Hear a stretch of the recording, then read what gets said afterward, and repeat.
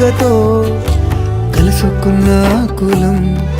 స్నేహమన్న మాటలో ముచ్చటైన ముకురం అందమైన జీవితం పంచుకున్న దోస్తులం బాధలెన్ని చేరినా బెదిరిపోని మిత్రులం